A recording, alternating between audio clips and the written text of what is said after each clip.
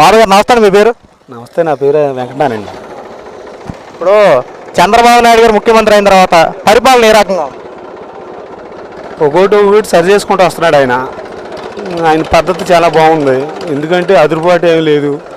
మొన్న సభలో కూడా చూసాము, సగ్గాళ్ళు మాట్లాడే విధానం కానీ, ఆయన హెచ్చరించి వాళ్ళని అదుపుగా ఉండాలని చెప్పే విధానం కానీ పెద్ద తరహాగా బాగుంది.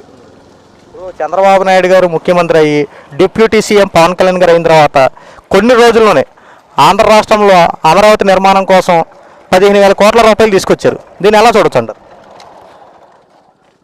దీన్ని మనం జనం ఇచ్చినటువంటి తీర్పుకి అనుగుణంగా చంద్రబాబు గారి మీద ఉన్నటువంటి నమ్మకానికి కేంద్రం మెడలు వంచి నిధులు తీసుకురావటం మనం చాలా ప్రజల యొక్క విజయంగానే మనం పరిగణించాలి ఇది. ఎందుకంటే ప్రజలు ఆయన నమ్మారు.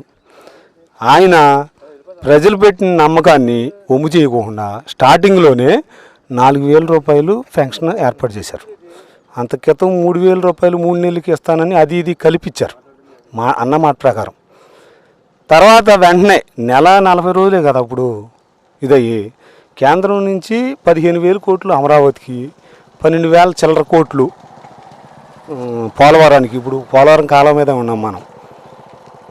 మా ఆయకట్టులోనే పోలవరం కాలం వచ్చి నీళ్ళు వదులుతారో లేదో అనే భయంతో కొన్ని వేల ఎకరాలు పంటలో దిగుబడులు పోయి నెరలిచ్చి ధాన్యం తయారయ్యే టయానికి నీళ్లు మన పైన వెళ్తూ ఉండకూడా, ఏది గోదావరిలో వెళ్తూ ఉండి కూడా ఇక్కడ నీళ్లు వదలలేని పరిస్థితుల్లో పోయిన ప్రభుత్వం ఉంది.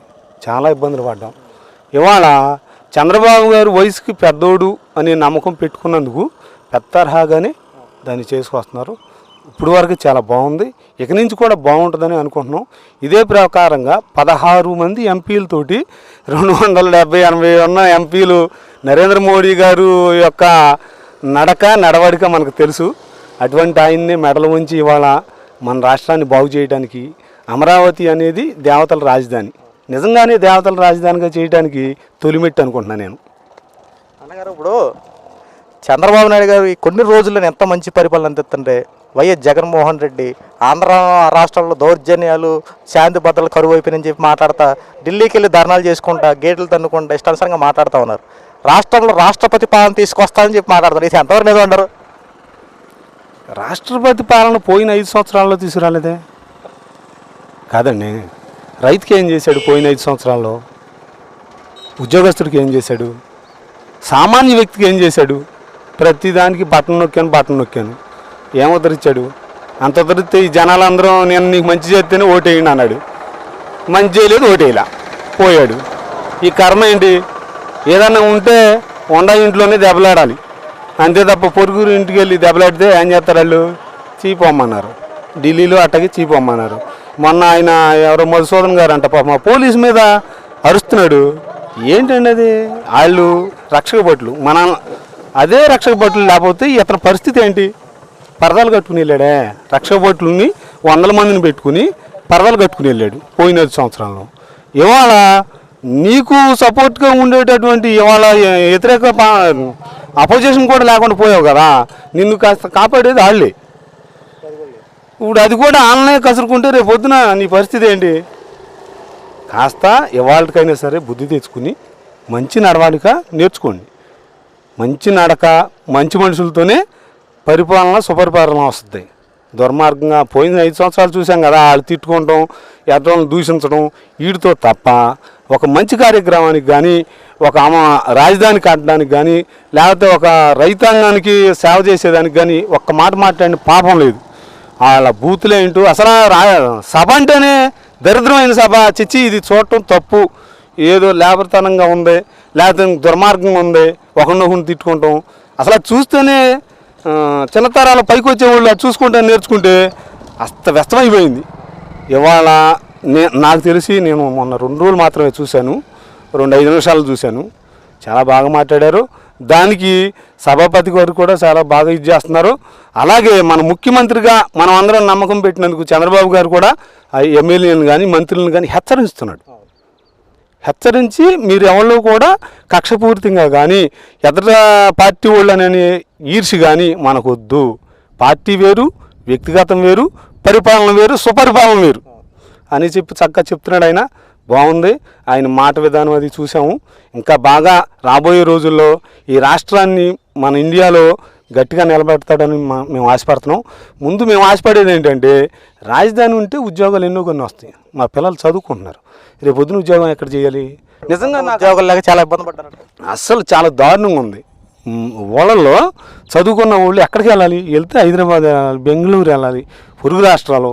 అసలు అక్కడ ఏం జరుగుద్దో, ఎలా ఉంటుందో, ఆడపిల్లలు అయితే వెళ్ళే పరిస్థితే లేదు. అంత దారుణం. నిజంగా నేను అనుకున్నది ఏంటంటే, రాజధాని లేదు, ఎక్కడ పిల్లలు చదువుకుంటున్నారు, ఎక్కడ ఉద్యోగం చేయాలి ఏంటని చాలా టెన్షన్ పడేవాడిని. కానీ మానవుడు ఇవాళ 15,000 కోట్లు తెచ్చాడు. ఈ 5 సంవత్సరాల్లో ఎట్టా లేదన్నా రాజధానిని నిలబెడతాడు, కలబడతాడు కేంద్రం మీద. దాని స్ట్రాంగ్నెస్ తీసుకొస్తాడని మాకు నమ్మకం ఉంది. ఈ పరిపాలన మట్టికి నెంబర్ 1 ఉంది. తోడు ఐటీ శాఖ మంత్రి నారా లోకేష్ గారు కూడా హామీ ఇచ్చారు అసెంబ్లీలో, ఎట్టి పరిస్థితుల్లో చదువుకున్న వారికి ఉద్యోగ అవకాశాలు ఖచ్చితంగా రప్పిస్తాయి, 1,00,000 ఉద్యోగాలు, 1,00,000 ఉద్యోగాలు ఖచ్చితంగా ఆంధ్ర రాష్ట్రం తీసుకొస్తాయి, కేవలం 1 సంవత్సరంలోనే ఈ ఏర్పాట్లు చేస్తారని చెప్పి నారా లోకేష్ కూడా అసెంబ్లీలో హామీ ఇచ్చారు. దీనిపై మీ అభిప్రాయం అన్నా? ఒక శుభ సంకల్పంతో ముందుకెళ్తే అంతా శుభమే జరుగుద్ది. ఆయన ఆ సంకల్పంతో వయసులో చిన్నోడు, కుర్రోడు, ఉడుకు రక్తం మీద ఉన్నవాడు, శుభ సంకల్పంతో ముందుకెళ్తున్నాడు. దాన్ని సాధించి నెరవేర్చి 5 సంవత్సరాలు అయ్యేటప్పుడు చూపిస్తాడు. ఎందుకంటే ఒక మంచి సంకల్పం, అది చెడు సంకల్పం కాదు. ఆయన మరదొద్దాం, ఈడు మరదొద్దాం అని కాదు. నేను ఉద్యోగాలు ఇవ్వగలను, దాన్ని సృష్టించి కంపెనీలు కానీ ఏదైనా సరే సృష్టించి తీసుకురాగలను. ఇవాళ మా యువతకి అది రోల్ మోడల్. నాకు రాష్ట్రం ఏమిచ్చింది, రాష్ట్రానికి నేనేమిచ్చా? రాష్ట్రం నాకేమిచ్చింది కాదు, నేను రాష్ట్రానికి ఏమిచ్చా, జనానికి ఏమిచ్చా? నేను ఒక 100 ఉద్యోగాలు తయారు చేశాను అనుకో, అటువంటిది కుర్రోళ్ళు చదువుకున్న వాళ్ళ వల్ల తల 100 ఉద్యోగాలు తయారు చేస్తే రాష్ట్రం సుభిక్షం అవుద్ది. ఉద్యోగస్తులు అనేవాళ్ళు ప్రతి ఒక్కళ్ళు 100 మందిని కంపెనీ తయారు చేస్తే ఎరగ తీసేస్తుంది. దానికి తగ్గ వనరులు ఉన్నాయి, వ్యవసాయ పరంగా ఉంది, అన్ని రకాలుగా మనకి ఆ యొక్క అవకాశాలు ఉన్నాయి. దాన్ని అందిపుచ్చుకునేటటువంటి విధానం ఉంటే చాలు మనకి. దానికి లోకేష్ గారికి నేను చాలా థ్యాంక్స్ చెప్పుకుంటున్నాను. ఈ యొక్క శుభ సంకల్పంతో ముందుకెళ్తే మనం ఇంకా రాబోయే రోజుల్లో చాలా ముందుకెళ్తాం. మా పిల్లలకు కూడా ఉద్యోగాలు వస్తాయనేటటువంటి నమ్మకం ఇప్పుడు కలుగుతుంది. బాబాయ్ గారు నమస్తే అండి, మీ పేరు? రాంబాబు అండి. బాబాయ్ గారు, చంద్రబాబు నాయుడు గారి పరిపాలన ఏ రకంగా ఉంది? చాలా బాగుందండి. చాలా శుభ్రంగా చేస్తున్నారు ఆయన. అన్ని పనులు బాగానే ఉన్నాయండి, బాగా శుభ్రంగా చేస్తున్నారు. ఏది మనకు అవగాహన లేకుండా అన్ని శుభ్రంగా జరుపుతున్నారు అంతేనండి. బాబాయ్ గారు, ఇప్పుడు చంద్రబాబు నాయుడు గారు ముఖ్యమంత్రి అయిన తర్వాత పెన్షన్లు పెంచుతారన్నారు. పెన్షన్లు పెంచి ప్రతి ఒక్కరు ఆదుకుంటున్నారు. దానిపై మీ అభిప్రాయం? బాగానే ఆదుకున్నారు, అనుకున్నాయన్నీ అమలు జరుపుతున్నారు కదా, బాగానే చేస్తున్నారండి ఆయన్ని. మరి గ్యాస్ పనులు అన్నారు, అవన్నీ కూడా బాగానే చేసి పెడతారని మాకు అభిప్రాయం ఉందండి. ఇప్పుడు పేదవారికి అన్నా క్యాంటీన్లు ఏర్పాటు చేశారు, అయితే గత ప్రభుత్వం తీసేసింది, మళ్ళీ అన్నా క్యాంటీన్లు ఏర్పాటు చేస్తా ఉన్నారు. దీనిపై మీ అభిప్రాయం? మరి చేతన్నారు కానీ చేస్తున్నారండి ఆయన. దాంతో పని ఏమన్నా దాన్ని చేతన్న పనులన్నీ శుభ్రంగా బాగా చేస్తున్నారండి ఆయన అనుకునే పని లేదండి, ఆయన అనుకున్నవన్నీ శుభ్రంగా బాగా చేస్తున్నారండి. చంద్రబాబు నాయుడు గారి పరిపాలన బాగుందా, జగన్మోహన్ రెడ్డి పరిపాలన బాగుందా? చంద్రబాబు నాయుడు బాగుందండి, చాలా బాగుందండి. ఆయన అనుకున్నవన్నీ బాగా సాధిస్తున్నాను, అనుకున్న మాటలన్నీ అమలు జరుపుతున్నాడు బాగుంది. ఇప్పుడు చంద్రబాబు నాయుడు గారు రైతులని బాగా ఆదుకుంటారని చెప్పి ఒక విషయం ఉంది.